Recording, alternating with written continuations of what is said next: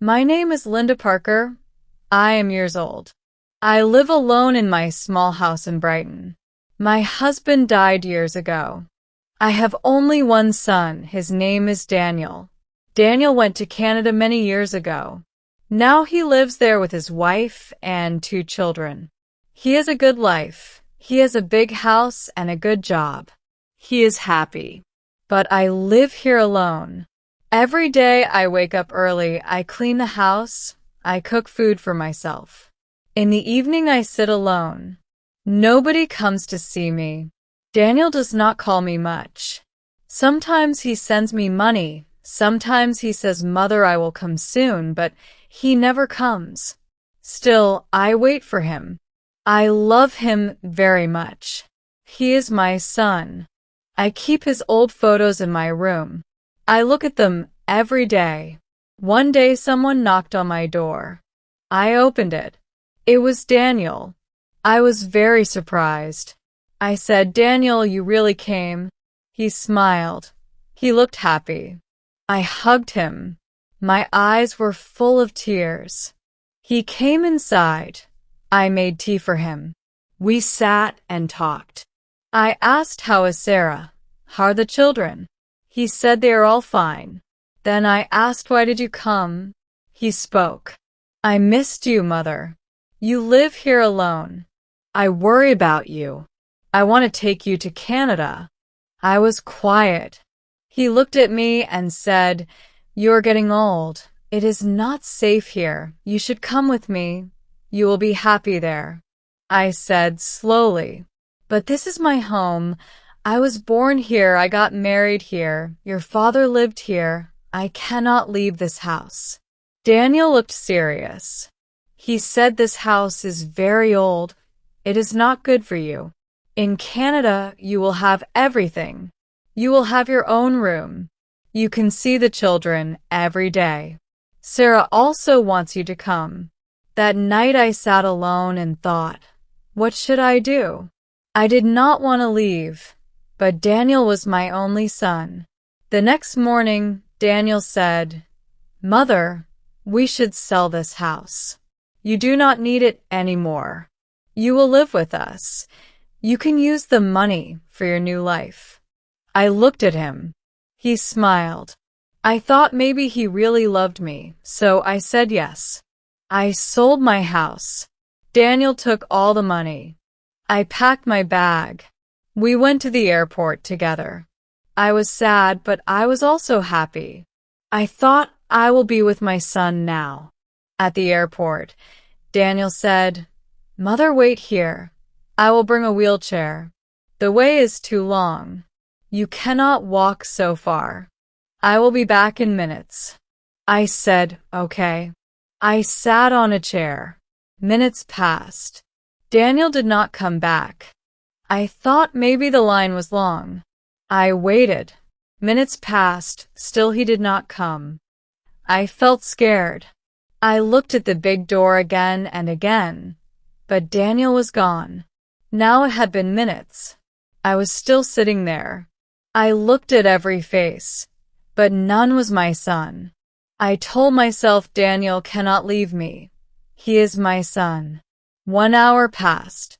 My heart began to beat fast. Just then, a police officer saw me. He walked toward me and said, "Ma'am, are you waiting for someone?" I said, "Yes, my son. He is bringing a wheelchair for me. We are going to Canada." The officer asked, "Do you have his photo?" I took out Daniel's picture from my bag.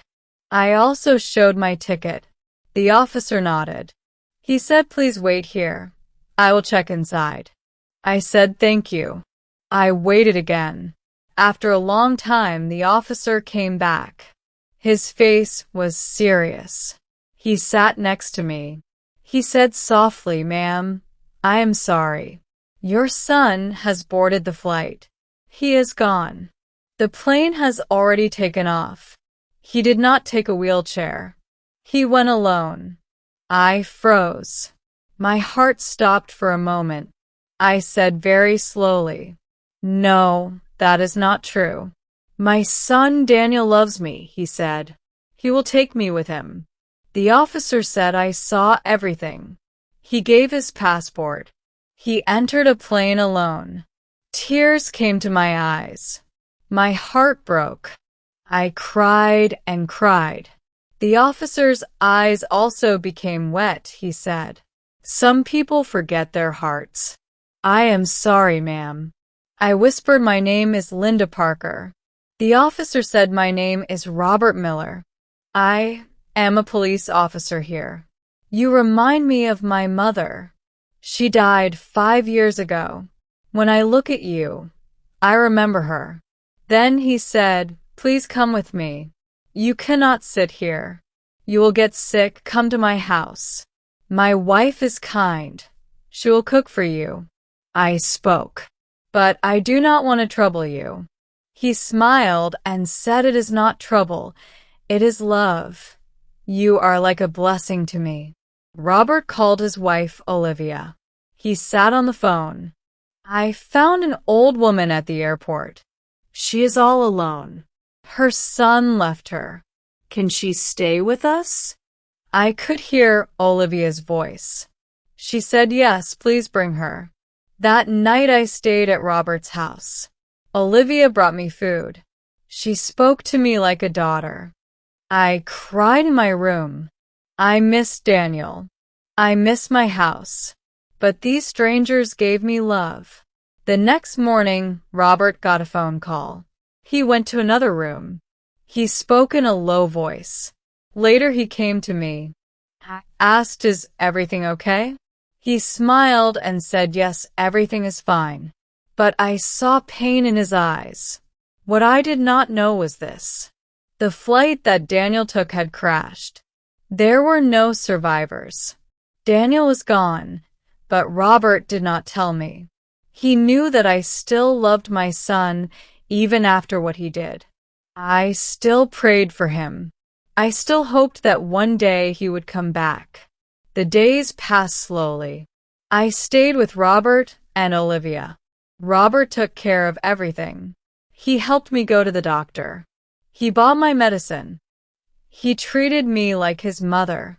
His wife gave me respect. Their home became my home. Their family became my family. I only prayed.